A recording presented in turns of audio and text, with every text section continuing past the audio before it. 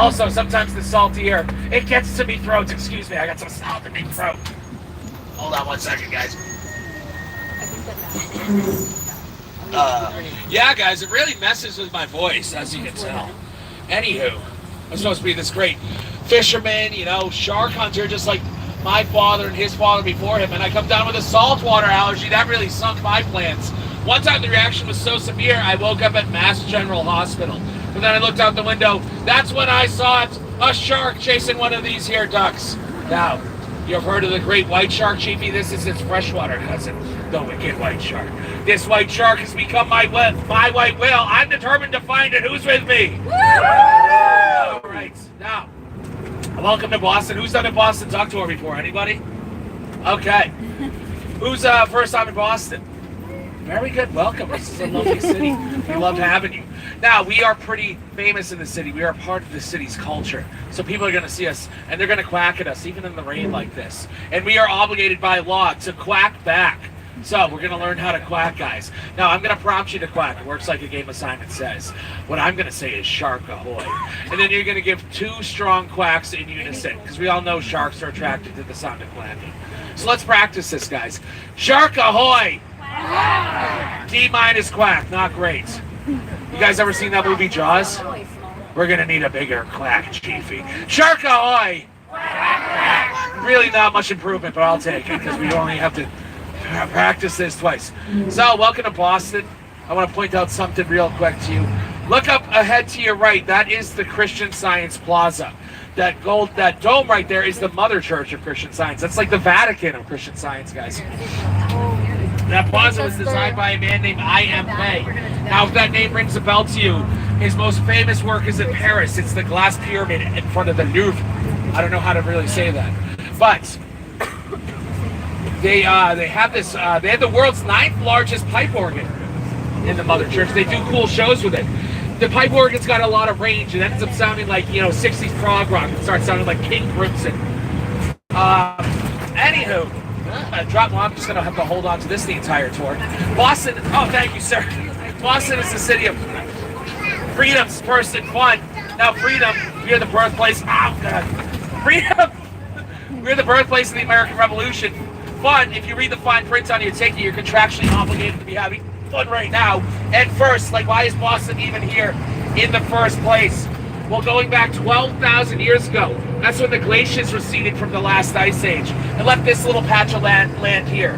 The Massachusetts indigenous tribe found it. They saw fresh water on this side, that's the Charles River, salt water on that side, that's the Boston Harbor, and a bubbling spring in the middle for fresh drinking water.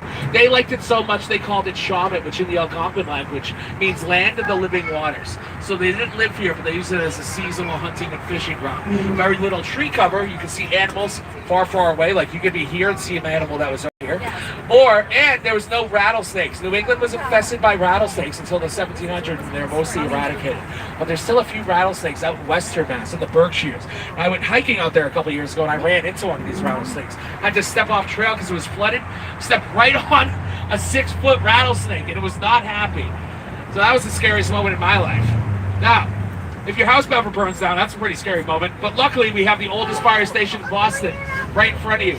This is Ladder 15, Engine 33. This was built in 1887 and remains the city's second busiest fire station. We are in the Back Bay neighborhood of Boston. Now, there's a lot of water falling down around us, so that's appropriate. We're driving on what used to be water. We're about right here right now on this map. The Back Bay was literally the bay of the Charles River. It was built between 1857 and 1897.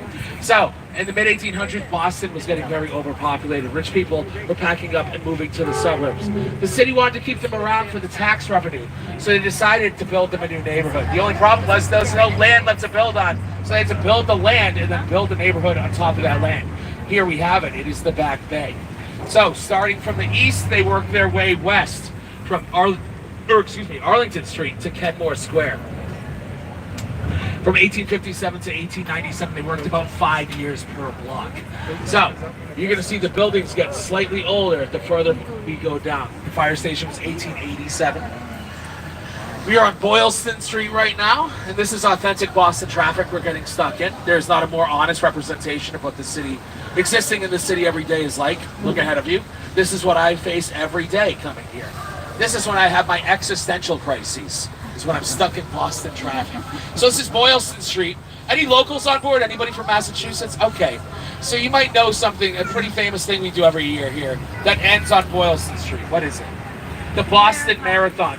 World's oldest annual marathon and world's oldest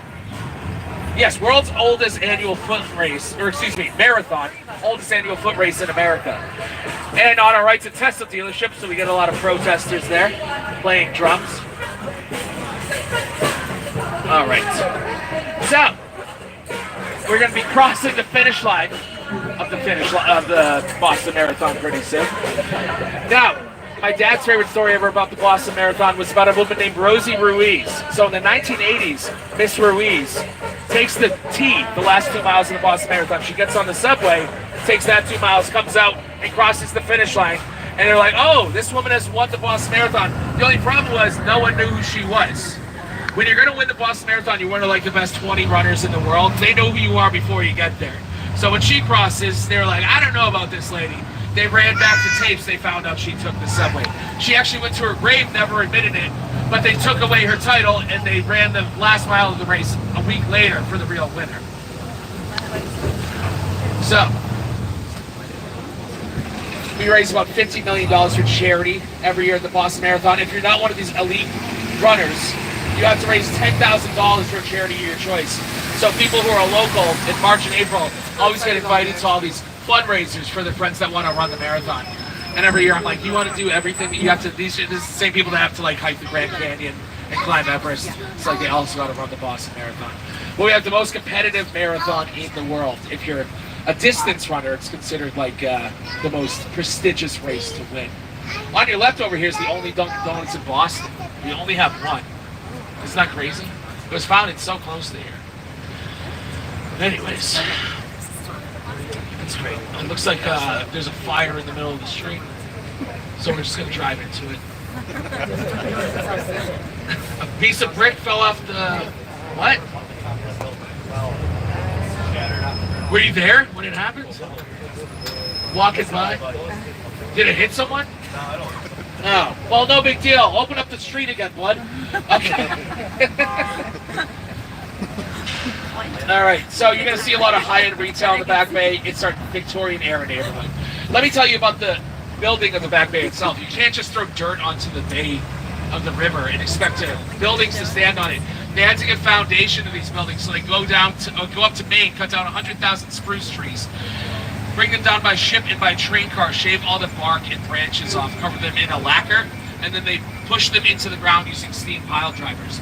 Crews of men, mostly Irish and Italian immigrants, worked around the clock, 3 shifts, 24 hours a day, 6 days a week. And it was a 40-year project, obviously. It was generationally, grandfather, father, and son worked on it.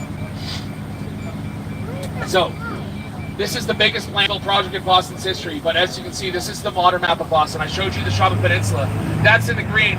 The light green is all the made land we have over the hundreds of years. You've been down to Seaport. Seaport's all made land. Back Bay, the south end up where TD Garden is, it is all made land. All right, there's finally something to point at. On your left, this is the new Old South Church. This was built in 1875. It is neo-Gothic architecture. That is the style we brought over from Europe. So, you're going to see the 3 archways on the new Old South Church. What I want you to do is look at the columns on those archways and look above the columns so you can actually see the faces of the architects. They put them into the building so they preserve themselves in history. Some of the features of neo-Gothic architecture are their archways come to a point and they have very sharp features towards the top. If you were parachuting in Boston, you wouldn't want to land on New Old South Church. It used to be the tallest church in Boston, but they had to lower the steeple by 30 feet because it started leaning. Now, ahead of us to our right, this is the prettiest church in all Boston. Look at the terracotta roof. That is the Trinity Church, built in 1877. That is called Richardsonian Romanesque architecture. That is the first American architecture style. Everything else before that was stuff we brought over from Europe.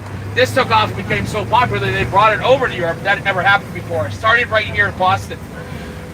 The Trinity Church is considered a top 10 example of American architecture per the American Institute. of architects. You have some statues here. The tortoise and the hare represent pacing yourselves in the marathon. And here's a cool statue. There's a guy waving at us from behind the tree. His name is Phillips Brooks. See the scary Jesus standing behind him? Now, very ominous, very ominous. So Phillips Brooks was the first minister of the Trinity Church, and he was also the head of the Episcopal Church in the late 1800s in all of America. So he was a celebrity for his day. He has some modern claims to fame. The Christmas Carol, Little Town of Bethlehem, he wrote that. He wrote several more that aren't as relevant these days. But he was a larger-than-life character. He stood at 6'3" and well over 300 pounds. And girls, where are you going to find a guy that looks like that these days? You know, they're hard to come by. They're definitely not sitting right in front of you giving you the best tour of their life. Right? On your left, if you ever been to the Museum of Science, if you were, this is where you would have gone until 1955. This was its original location, this red brick building right here. This is, it was at the time called Boston Museum of Natural History. So they were expanding, they needed to move to a new place. We'll see that in a little bit. On your left, tallest church in Boston, now the new old self-insured, the Church of the Covenant, built in 1867. So you got 1887, 1877, 1867, things are getting slightly older, because these were the first blocks completed in the Back Bay. This block on your left is the first one they finished, and the first church to open in the Back Bay is coming up on our left. Arlington Street Church, opened in 1861. You're going to see stained glass on the outside. Trust me, it looks much better inside. That stained glass is by a man named Louis Comfort Tiffany. He was literally a Tiffany of Tiffany and Company. So he has 16 panels of stained glasses. In 2004, this became the site of the first ever legal same-sex marriage recognized by both church and state. Massachusetts, the first state to legalize it the very same year. First same-sex divorce, Colorado, 2012. It was not here. So, when we pull through this intersection, look to your left, you'll see a store belonging to that Louis Comfort Tiffany man called Tiffany and Company. I don't know if you guys have heard of it. It's the start of Newbury Street, and that's the 5th Avenue of Boston. That's where all the luxury shopping is. My favorite thing about this street is the stores start off really expensive and then get slightly cheaper the further and further you get down. Until the very end, there's a Target and TJ Maxx, and that's where Captain Quincy hangs out. Ahead of us to the left, we have the oldest botanical garden in America. This is the Boston Public Garden. This opened in 1837. It is also a landfill project. So, that would have been the shoreline of the Charles River right here on Arlington Street from 1837 until they started building the Back Bay. So there's over 300 trees in the public garden that are gifts from other states or countries. We have one of the only redwood trees on the East Coast located in the public garden. That pond you see there is not just any pond, that's the Swan Lagoon, and all the swans have gone back to the dock because it started raining out. But if you want to do a swan boat ride in Boston, it's one of the famous things in the city that tourists do. That's the place you would go. Remember the scene in Good Will Hunting where Robin Williams and Matt Damon are sitting on the park bench? They're sitting right over there in front of the Swan Lagoon, watching the wheels go around. Now, I want to emphasize the Swan Boat ride is very much a ride. It's not a tour where there's this really cool guy telling you all these amazing facts sitting in front of you. It's a ride. It's been owned by the Paget family since 1877. So you get on there, it's like $4 or $5 a pop. You sit on the Swan Boat, someone from the Paget family paddles you around the Swan Lagoon. You ask them a question about Boston, they go, huh, don't talk to me. Then they keep paddling. Now, I don't know if they're that rude, but they'll be like, I don't know, man. I'm just here for my legs. This is leg day for me. So those are swans because of the, in 1877, the biggest form of entertainment was opera. And the biggest opera at the time was called Lohengrin. It was a Wagner opera in German. Now, I tried to watch this on YouTube. I, A, don't speak German. I, B, have never watched an opera before, so I was a little bit lost. But at one point, there's a scene where a medieval knight rescues a princess, and then they're towed away on a boat that's being tugged by a swan. So they put these in, and everybody's like, oh my God, this is amazing. Because it was like the Titanic of its day, you know? Oh, the song, the wedding march, like, dun, dun, dun, dun, dun, dun, dun, dun, that comes from Lohengrin. Anyways, you guys like German opera? Is that a big thing for you guys?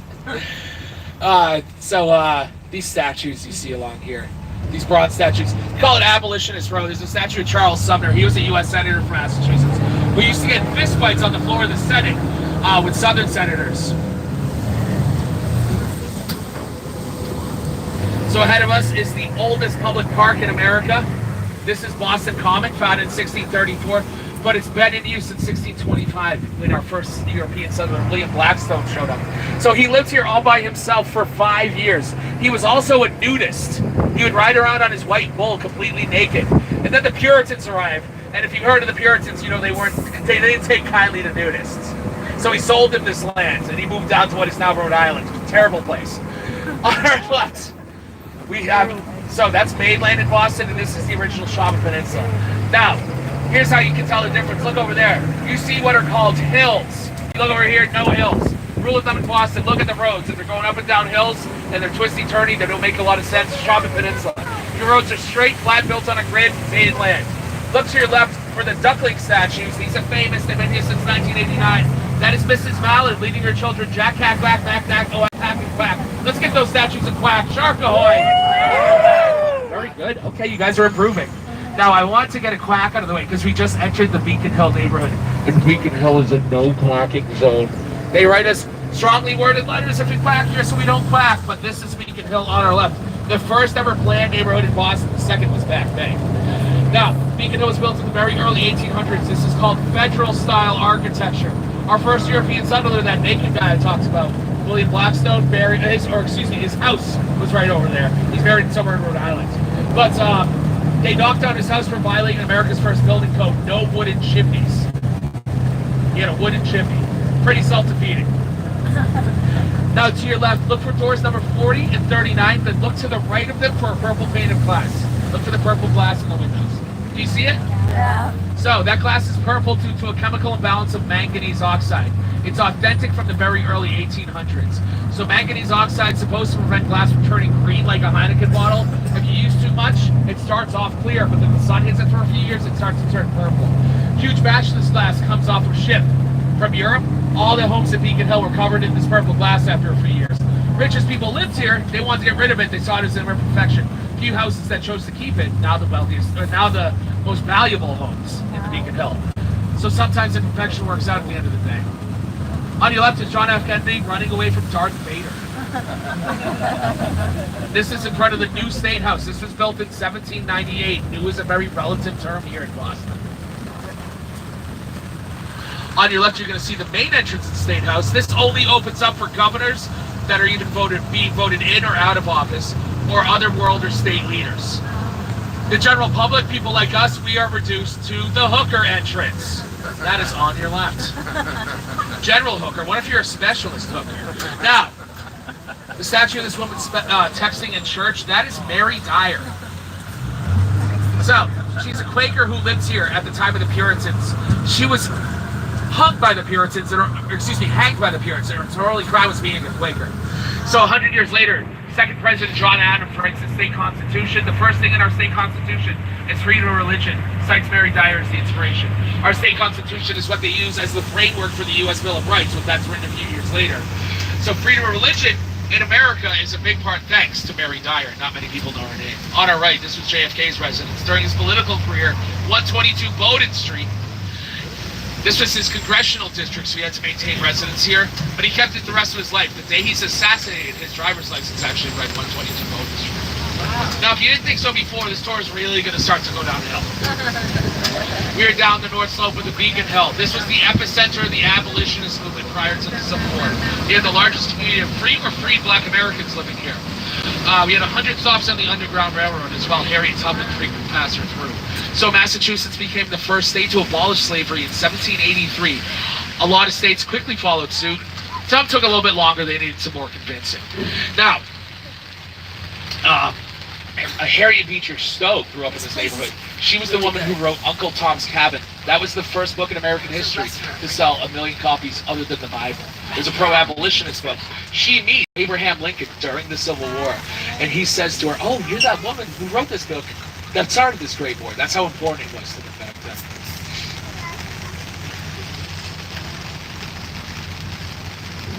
All right, so as we're going through this neighborhood, this intersection, see the brick building on your right? Look, one building further. Look at this Art Deco building, this kind of tan stone building here. Now, that's a building belonging to Verizon. It's a telecom company. Everybody knows Verizon. But that area of land, before that building was there was a workshop also involved in telecom industry. It was a workshop belonging to Alexander Graham Bell. That's where they invented the telephone. So, here's my favorite story on the whole tour. Alexander Graham Bell invents the telephone. He makes the world's first ever phone call. He wrote down what he said. He said, "Watson, come here, I need you." It was also the world's first booty call. So Watson is, that was a joke. Watson is his assistant. They actually split the profits for the phone 50-50. Bell's very cool. Bell uses his profits. He's actually trying to invent the first hearing aid. His wife and his mother-in-law are hard of hearing. For some reason, he wanted to fix that. So Watson uses his profits to open a shipyard down in Quincy. Quincy's one town south of here. The shipyard's called Four River Shipyard.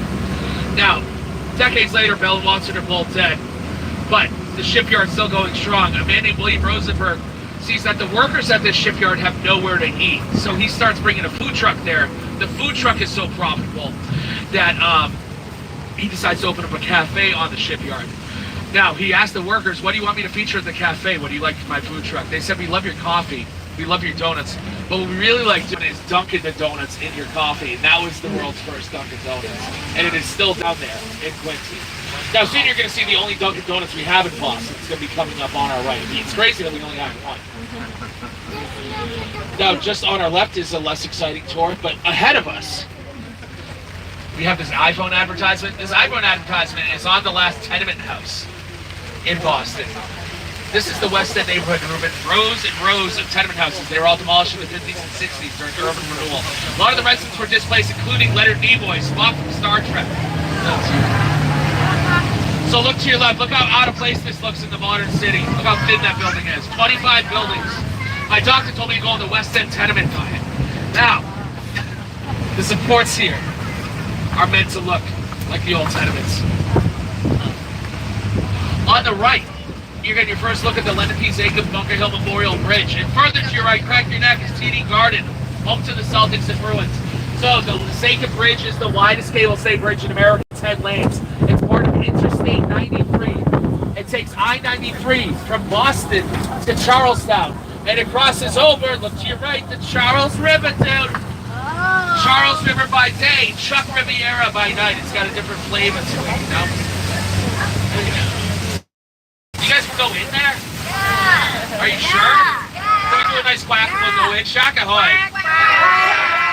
Alright, we gotta get to ramp. It's gonna take a few minutes. But I got some cool stuff to show you along the way. Now look ahead of us. This is the Leechmere Viaduct, built in 1910, operational in 1911. This carries the Green Line of our MBTA, Massachusetts Bay Transit Authority. It's our subway here. We call it the T. Who's ridden the T before? Now, this carries the Green Line from Boston to Cambridge, or vice versa. Green Line goes west into our western suburbs. They are green for the forests, so that is the Green Line. The Blue Line was the first subway tunnel to run underwater in North America, opened in 1904. Red Line goes into Cambridge, red for the Harvard Crimson. Orange Line runs parallel to Washington Street. Washington Street was called Orange Street back in the day. On your left is the Museum of Science, where they are now. There's the 4D Omni Theater, playing the film Part of New England. It's a picture of Tom Brady for 6 hours. It is the best film ever made. I cry every time. It's going to win all the awards this year, I swear to God, dude. Now, the coolest exhibit in there is actually the electricity show. We have the world's largest Van de Graaff generator. What they do is they raise Tesla coils to the Van de Graaff generator and shoot lightning bolts back and forth. So based on the size and strength of these lightning bolts, you can actually play a different musical note. So they literally play songs with lightning. And right now they're playing a song by a woman named Lady Gaga. That's where I parked this morning. It's just a fun fact, just more Captain Quincy knowledge. Now, when I was a kid, there was like nothing built here. This is completely empty land. It's all been developed within the last 20 years. It's a part of a campus for a language immersion school. Their motto is breaking down barriers through language programs. And they have a piece of a broken down barrier in front of them. It's a piece of the Berlin Wall. So first is a monument to Dwayne Johnson, and then look to the right of that. You got a piece of the Berlin Wall. That's the West Berlin side you're looking at. Graffiti is authentic from 1989. The guy's wearing a Kangol cap and a Fila jacket, so our best guess is that's LL Cool J. Apparently it's move-in day for these students. There's a lot of trucks here. Now, Boston has so many colleges. Our base population is 650,000.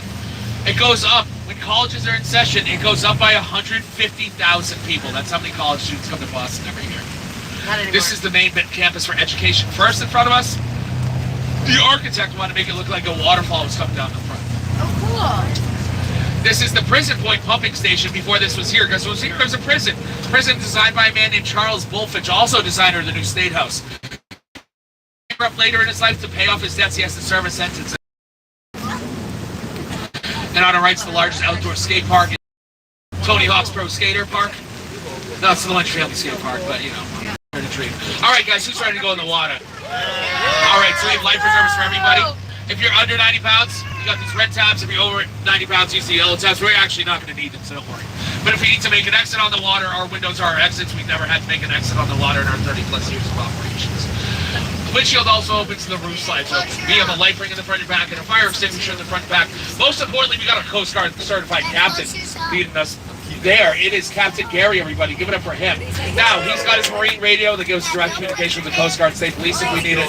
He's going to put us into a low gear, turn on the propeller, beat the horn, turn on his nav lights, and we're going to splash in the Charles. Everybody ready? Yeah. All right. Shark ahoy!